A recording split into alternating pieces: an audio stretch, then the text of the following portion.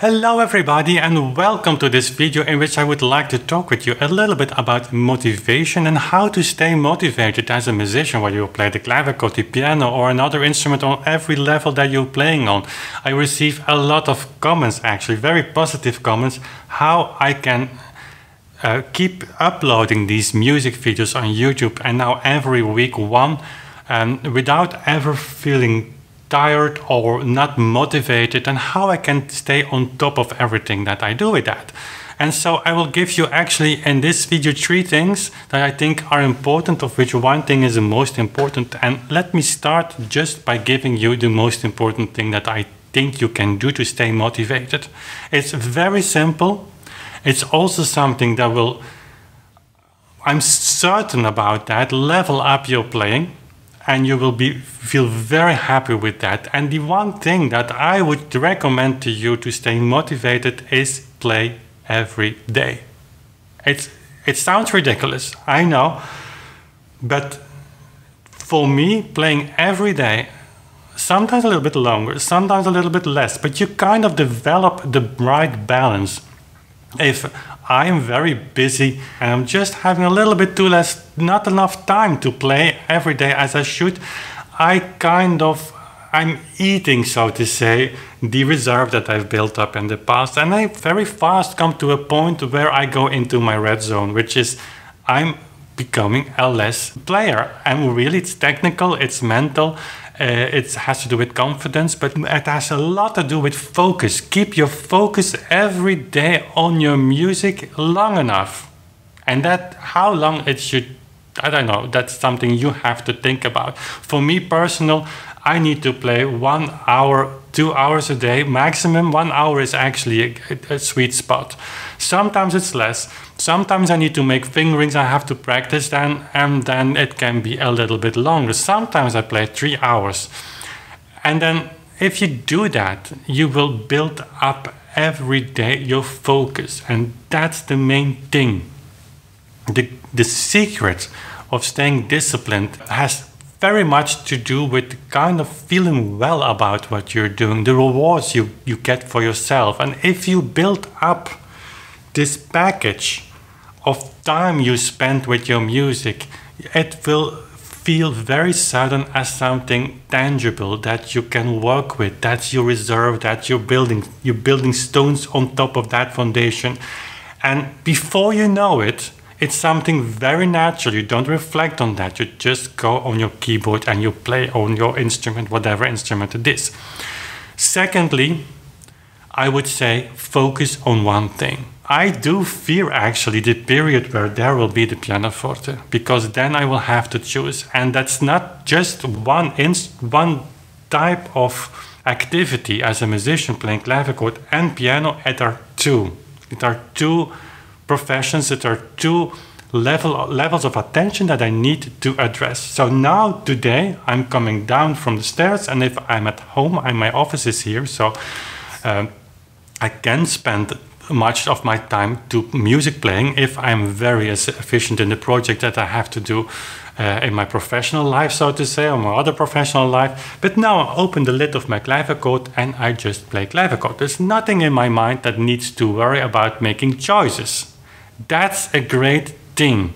And if you feel having difficulties in focusing and staying disciplined, just focus on one instrument. Of course, if you're a pianist, chances is very big that you only have a piano, which is great. Then focus on one composer, focus on a handful of compositions, focus on a handful of pieces, focus on one period.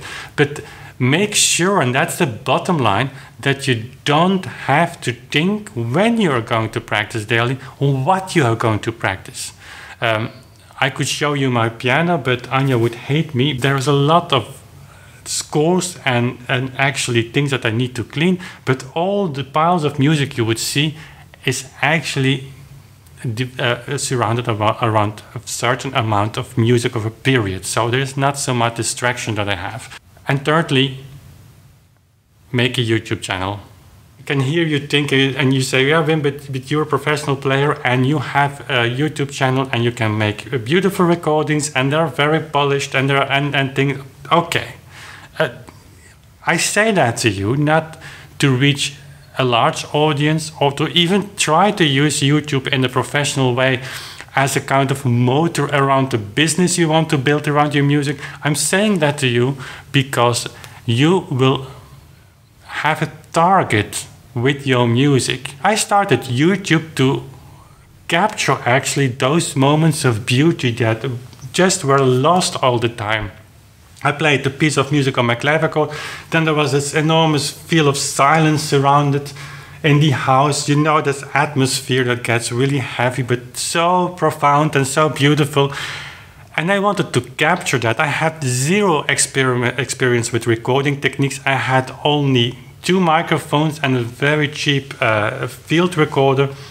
And so the recordings you hear going back to in my channel very early are made like that.